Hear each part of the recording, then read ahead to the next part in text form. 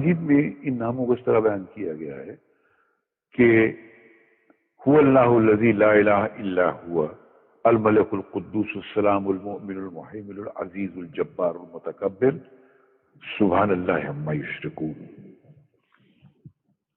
وہ اللہ ہی ہے جس کے علاوہ کوئی معبود نہیں ہے.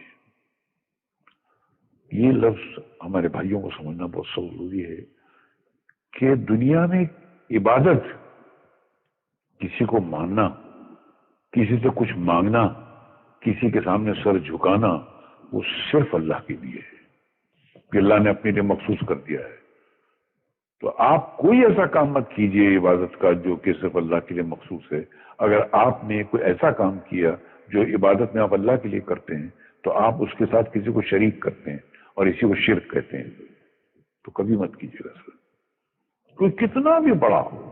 یہ صفت اللہ نے اپنے لیے خاص کر رکھی ہے. اللہ کے سوا کوئی کسی سے کچھ مانگ ہی نہیں سکتا ہے، کسی کی عبادت کر ہی نہیں سکتا ہے.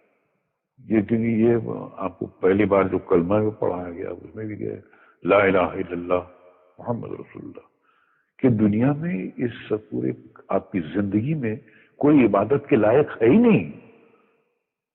کوئی بادشاہ ہو، کوئی بھی کیسا بھی ہو، پیغمبر ہو، رسول ہو، کچھ بھی ہو، وہ عبادت کے لائق ہے ہی نہیں، صرف اللہ.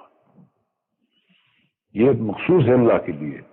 اور اگر کسی نے بھول سے کسی سے مانگ لیا، کسی کے در بارگاہ میں جا کر کچھ مانگ لیا، تو اس نے اس کام میں عبادت کے ڈپارٹمنٹ میں اس کو اللہ کا شریک کر دیا سر. تو پھر اللہ نہیں بخشے گا سر. ارے اللہ تو کیا اس کے فرشتے نہیں بخشیں گے، وہ پورے جلال میں آ جاتے ہیں. تو اس لیے انسان اپنے آپ کو تباہی سے اگر بچانا چاہتا ہے تو کبھی بھی وہ اللہ کی عبادت میں کسی کو شامل نہ کرے. یہ صاف طور پہ بچ کے رہنے کا طریقہ ہے. یار اللہ تعالیٰ بے نیاز ہے، اس کو کوئی